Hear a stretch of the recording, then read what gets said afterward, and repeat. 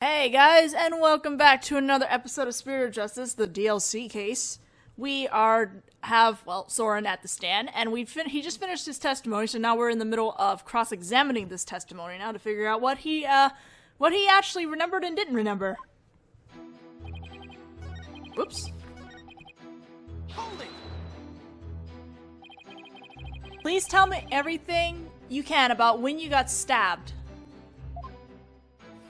After the reception, Ellen and I were enjoying a moment alone in the reception hall. Then Dumas appeared and stabbed me. He grabbed Ellen and the timekeeper and left the reception hall. Did Mr. Gloomsbury say anything at that time? I don't remember. After I was stabbed, I was immobilized by the pain. I see.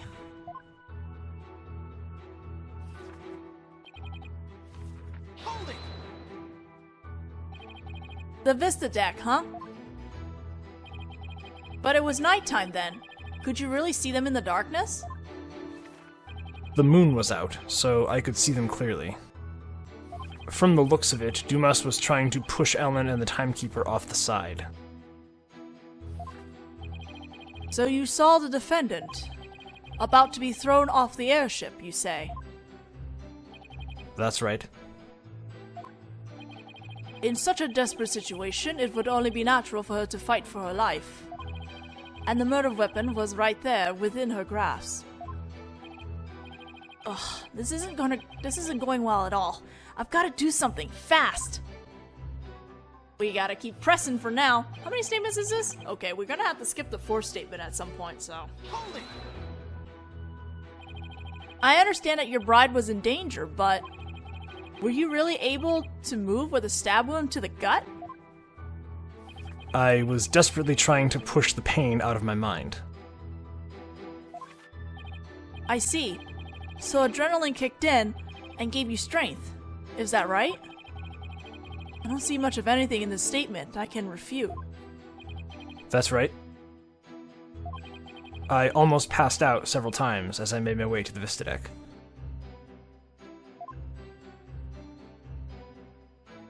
Alright, we're skipping this statement for now. Hold it. If you didn't make it in time to see the murder itself, then who was the third person Miss Wyatt saw? How should I know? That's just a theory you came up with yourself. Well... Mr. Wright, you're trying to force the witness into the role of your third person. But isn't it possible that the defendant is lying or that she simply misremembered? Exactly how trustworthy do you think her memory is? No matter how much I believe in Ellen, her words don't do us any good in court without proof. What makes you think I'm this third person anyway? Mr. Wright, can you show proof that the witness was your theoretical third person? I can't. Wow, this is new. That's new. Not at the moment, Your Honor, no. That was new. When I originally went through this game, I vaguely remember, since I was pressing everything, I wasn't aware that the fourth statement pushed things on. So I actually noticed I couldn't skip over the fifth statement when we got to it, because, you know, the game will not let you skip it unless you've actually done it previously. So I never actually pressed that fifth statement before. I suggest you refrain from performing random guesswork in this courtroom. Yeah. But the possibility that it was Soren still exists. I just have to approach it from a different angle. That was some pretty damning testimony. Saying that Ellen must have done it. I don't believe that for a second. I don't believe it either. Let's hope this cross-examination gives us some insight into what actually happened. But first, we'll have to find something to latch it onto in this testimony. Alright, so now we're gonna press that fourth statement. Hold it. Are you absolutely sure, Mr. Sprocket, that by the time you got to the Vista deck, the murder had already been committed? Yes? But the Vista deck is just on the other side of the glass windows in the reception hall. Shouldn't you have been able to get there right away? Objection!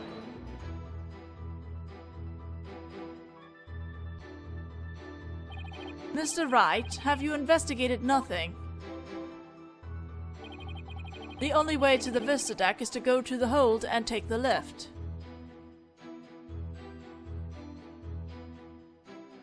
Oh man, that's a long way. No matter how much one hurries, it would take at least 10 minutes.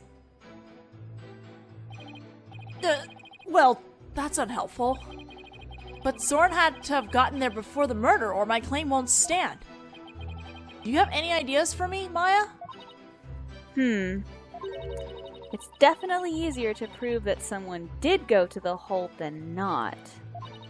I mean, you can't leave anything if you don't go someplace, right? Can't leave anything. Wait a minute. I think Maya's onto something here. The lack of a certain something actually proves that Soren didn't go to the hold. What's the matter? Are you stumped already? No, I'm far from stumped, Mr. Edgeworth. I know for a fact that Mr. Sprocket didn't go to the hold. You and your paper-thin bluffs. Mr. Sprocket's bloodstain on the lift proves he went through the hold.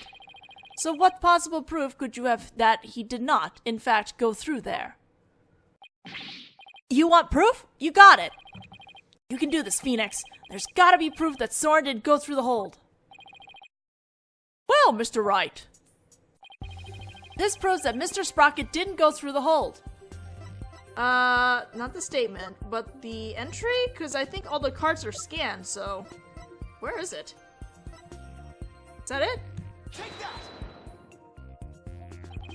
As anyone can see from the hold entry record, there's absolutely no mention of Soren Sprocket entering the hold. The defense asserts that Mr. Sprocket used a different route to get to the Vista deck. You can assert all you want, Mr. Wright, but can you actually prove another route exists? Can I prove the existence of another route to the Vista deck, you ask? Not yet. Well, now that I really think about it, I guess it's going to be hard to prove. But I can't back down now. The trial will be over if I do. There's only one thing I can do at a time like this. I can prove it! Even if it's just a bluff, I have to present something. Anything that could prove the existence of a faster route to the Vista deck. So remember that door that we found in the reception hall? Very well then, Mr. Wright. Show us how Mr. Sprocket got to the Vista deck. This door over here. Mr. Sprocket made for the Vista deck through here. I'm assuming this is a door, so... Take that! To save his bride from danger, Mr. Sprocket... Ooh, a new illustration. Opened the escape hatch and made his way along the outside wall to the Vista deck. Isn't that right, Mr. Sprocket?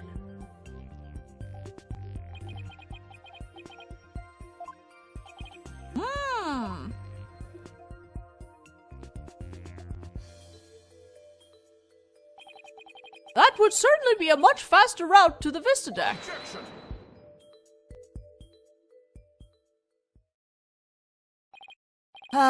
I'm disappointed, Mr. Wright. Is that really the best you could muster? That escape hatch is not meant to be used to get from the reception hall to the Vista deck. One slip and that's all it would take for Mr. Sprocket to plunge to his death. I have to agree, the defense's claim is really stretching it. Hold it! I understand how it sounds, Your Honor. But at this point, it's too early to definitively say that he didn't go that way. Well, that's what you're going with then, I take it? Of course, Your Honor. This is real life, Mr. Wright, not some cinematic drivel or comic book. Do you have some sort of logical explanation to share that would convince us of your claim? I do. Are you sure, Nick? Kind of? Actually, I have nothing. So I'll just have to wing it somehow. Alright, the old-fashioned Phoenix Wright method. On what do you base your theory that Mr. Sprocket made his way along the outside? My theory that he was able to go along the outside wall despite the danger is based on the power of love. To save the bride he loves, the groom risked his life and rushed to her side. Mr. Sprocket was able to make it to the Vista deck despite the danger. Because of the power of love. The power of love? Is this really happening? That love is a source of strength that can help one overcome any obstacle. It's called an adrenaline rush, but you know, I think I can relate, thanks to my own long, happy marriage. Wow, he actually seems to be buying it. Objection. Yeah, but I don't think Edgeworth will. The power of love, you say? That kind of illogical argument is hardly viable in a court of law. Wouldn't you agree, Your Honor? I'm afraid not, Mr. Edgeworth. You should never underestimate the power of love. You'll understand one day when you get back, which I won't. Wow, he's quick to snap on that. What is this part of the case? Exactly what is so wrong with wishing to remain unwed? Way to set him off, Your Honor. I can't believe this. Never mind all this unscientific nonsense. Are you aware, Mr. Wright, that at the time of the crime, there was a huge propeller turning at full speed between the hatch and the Vista deck, even if a person were to go outside through the hatch?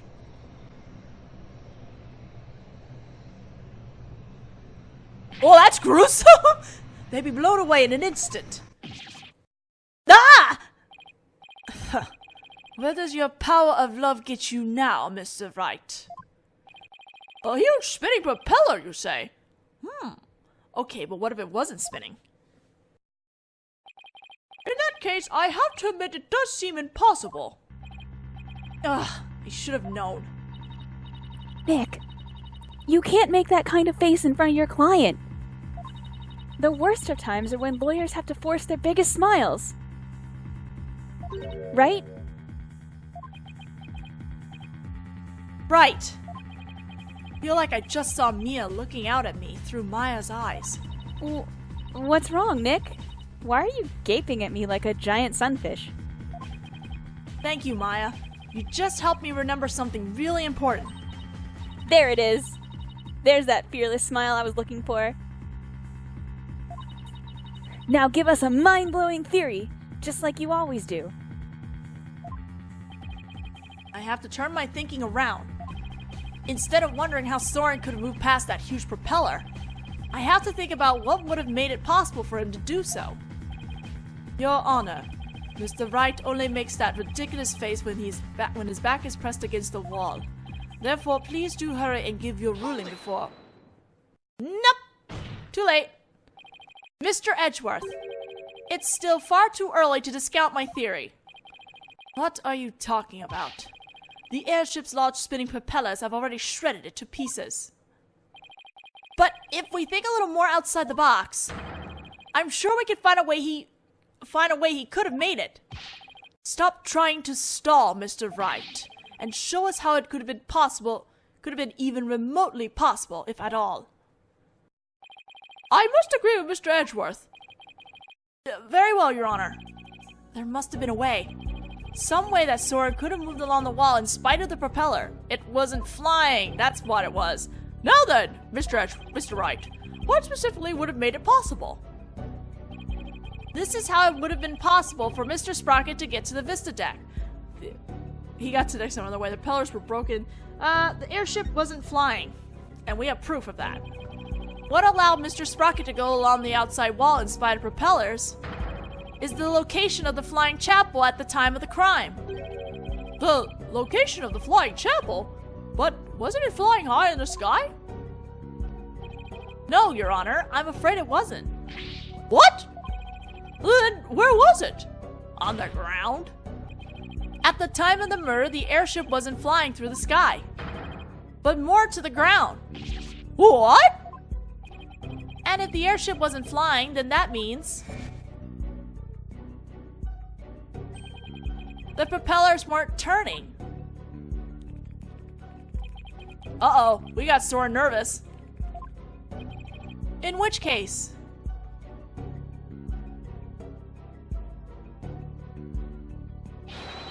Mr. Sprocket could have gotten to the Vista deck along the outside wall. Isn't that right, Mr. Sprocket?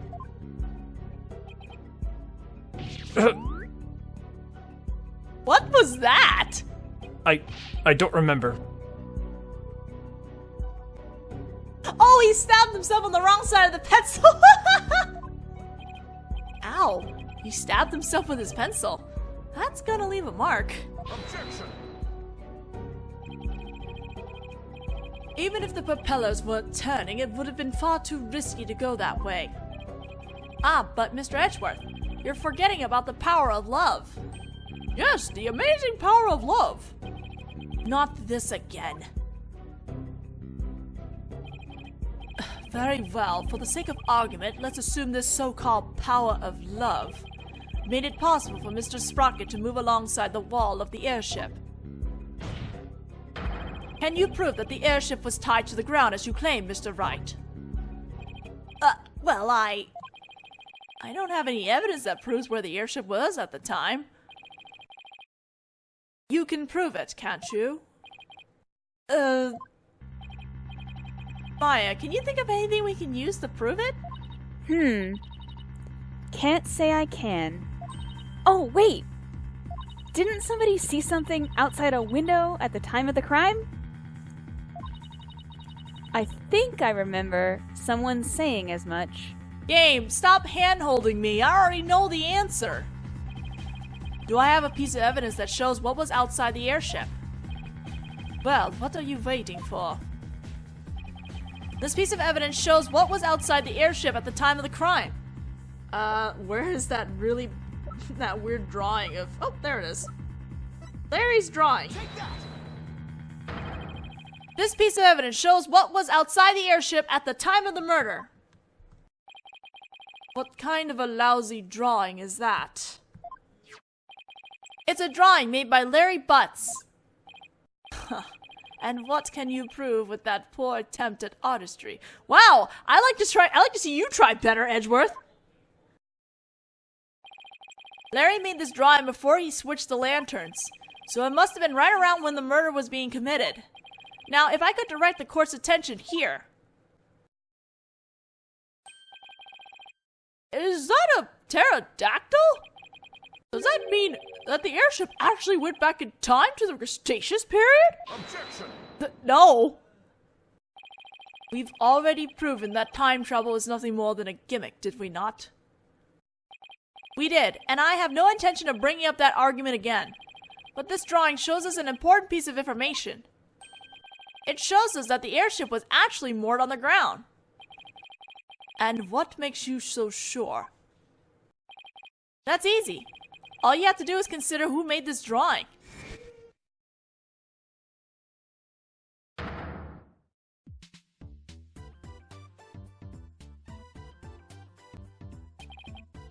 Larry. That's right, it was Mr. Butz, and we both know what he's like. He must have seen something else and mistaken it for a pterodactyl. I can't argue with you there. Hold it! Hey, wait just one doggone second here. What kind of moron do you guys take me for? I saw it with my own eyes. A pterodactyl flew right by the window, I tell ya. I have the sharp eyes of an artist. Don't you believe me? No. Nick? Nope. Some friend you guys are. What about the judge? You believe me, right, Your Honor? I'm sorry, but I'm afraid you need to leave this courtroom. Bailiff, if you would. Come on, buddy, let's go. Why doesn't anybody believe me? Everyone's wising up to Larry Butz. Don't take it personally, Larry. I know you're just being, well, you. Now then, so you're saying that what Mr. Butz really saw bears some relation to what was outside the airship at the time of the murder. Yes, Your Honor. At least, I think it does. What this pterodactyl really is will prove the airship was anchored at the mooring dock. It had better, anyway. If it doesn't, my whole argument is a bust. If you're that confident about it, then please go ahead and tell us what it really was. Yes, Your Honor. It's this sign over here. Think, Phoenix. What could that pterodactyl have actually been? This sign over here. That's upside down. Take that! Please take a good look at the sign. At the sign? It appears to have been broken and then repaired. What does the sign have to do with the pterodactyl? Please focus on this part of the sign. The part that broke off and got reattached. What about it? Oh, come on, guys. How about if we turn it like this? Oh, that's shape. It's the pterodactyl in the drawing. What Mr. Butch actually saw was this chunk as it was being blown through the air by wind. What? Okay, but now we're going to the argument that there was a strong wind blowing for that sign to even be up flying like that. On the day of the murder, there was some heavy winds in the area of the mooring dock. But it's hard to imagine that this sign would make it up as high as an airship would fly. That means the flying chapel must have been anchored at the mooring dock that night. Isn't that right, Mr. Sprocket? Objection!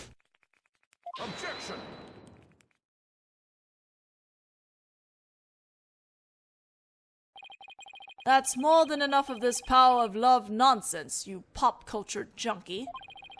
Present all the proof you want, but your argument is based far too much in conjecture. Why don't we return to reality now? What do you mean, too much conjecture? Even if the airship wasn't flying, that alone doesn't prove that the witness went along the wall. True, even now it's no more than a possibility. Then how do you propose Mr. Sprocket got to the Vista deck, Mr. Edgeworth? I noticed something as I went over the evidence. Please take a look at this hold entry record. What about it? I don't see Mr. Sprocket listed on here anywhere.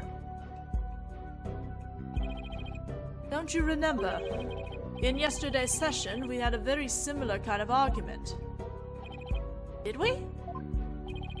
Honestly, Mr. Wright, are you going senile already? I think we talked about, someone else possibly using one of their cards. Maybe. We talked about Larry Butz using the defendant's key card to enter the hold. Oh, we did talk about that, didn't we?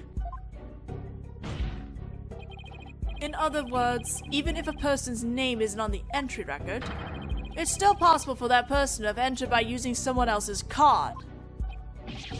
Ah!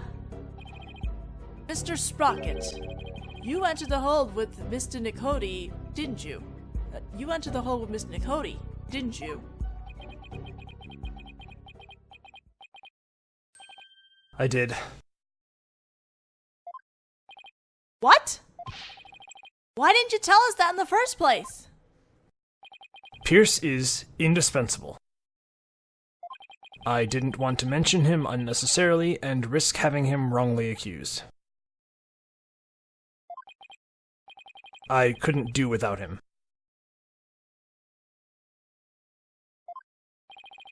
That sounds kinda gay, but okay, I understand, Mr. Sprocket. Mr. Sprocket, I ask that you testify in greater detail about your movements that night.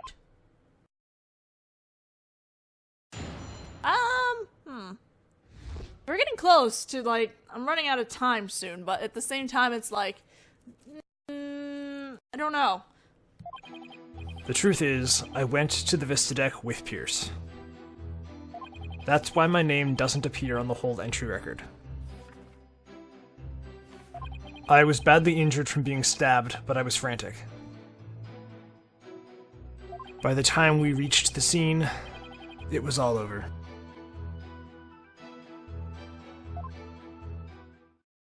Well, at least we can listen to the statement. Let's see how long it takes for me to actually get to the cross-examination. Well, this doesn't help me one bit. Mr. Sprocket, you've concealed information from us time and time again. Who do you think you are, treating this court of law with such irreverence? Irreverence? English. That being said, I do appreciate the testimony you gave just now. Thanks to you, we now know why your name doesn't appear on the entry record. Now there are no more inconsistencies in the witness's testimony. That's Mr. Edgeworth for you. He never leaves a loose end dangling. You okay, Nick? I wouldn't exactly call this situation okay. Somehow I'll have to coast the information we need for an opening out of him. If I even can, that is. Alright, let's see if we can... Let's just do this cross-examination. We're gonna go a little over, but let's just do it anyway. Hold it! You didn't mention this because you didn't want Mr. Nakori to fall under suspicion? Is that because he has something to hide? I just didn't want the police to take up his time with all their questions, that's all. Neither the company nor the household would function smoothly without him. I see. Wow, sounds like Pierce is absolutely indispensable to the Sprockets. Anyway, getting back to your statement, when did you meet up with Mr. Nakori? We met up on my way to the Vista deck. I think Pierce and some of my relatives were on another floor. But Pierce heard the commotion and came running to my aid. He could hear the pandemonium all the way from another floor? Mr. Wright, would you like the current statement added to the witness's testimony? Have it added. Yes, please, Your Honor. Very well.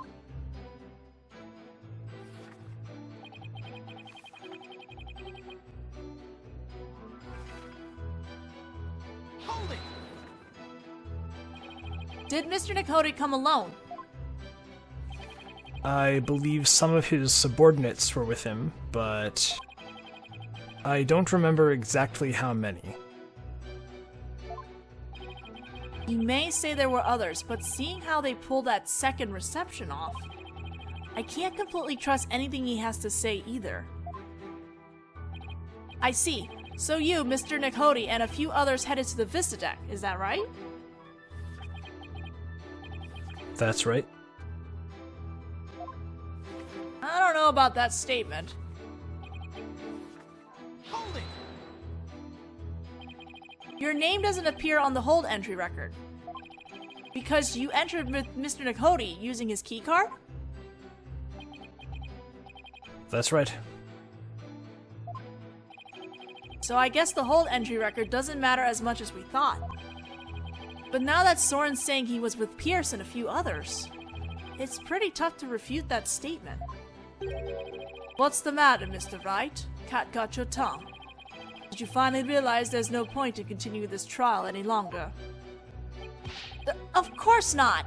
Ugh, I'll wipe that smug look off your face. Mr. Sprocket, please continue with your testimony. Hold it! Speaking of your injury, how are you doing now? The knife wound is deep and continues to throb with pain. Fortunately, my internal organs were spared. But one wrong move would have spelled the end for me there. Even so, I've seen you up and about all over the place since the incident. I'm only following my doctor's orders to perform some daily light exercises. Mr. Wright, would you like Mr. Sprocket's statement about his condition added to his testimony? Not that it appears especially relevant to me. Should I have him added to his testimony? Let's have it added. Yes, Your Honor. I'd like to have it added to his testimony. I see. Very well.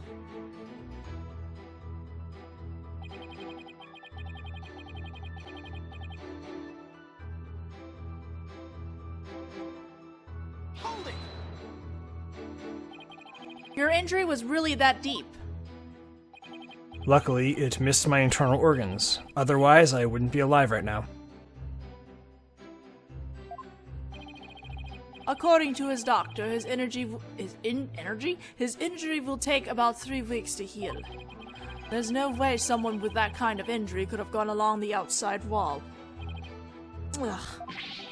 But he might have been able to with the burst of adrenaline brought on by the pain. Adrenaline. Is that your answer to everything? In a court of law, the only thing that matters is evidence, not rampant speculation. Or the power of love. At least admit it's scientific rampant speculation. May I continue? Yes, of course.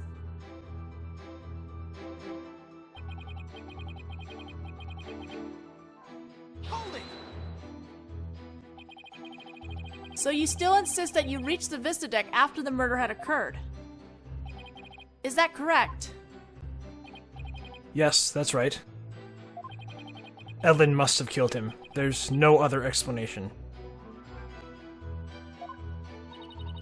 I guess whether Pierce was with Soren or not doesn't change the outcome. I guess not. In fact, more witnesses actually makes it worse for us. So another cover-up, huh? That Soren has too many secrets. I bet he's still hiding other things, too.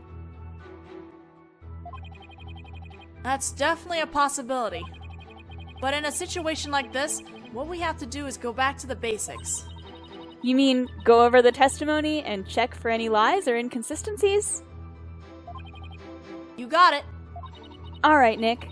Let's go for it. Alright, so we are now definitely over now, but we're going to, it's going to be the fourth statement, I believe, that no, is it the fourth statement or the fifth statement? One of the new statements, we gotta present something in the next video, so, until then, guys, see you again. See you next time. My outro sucks!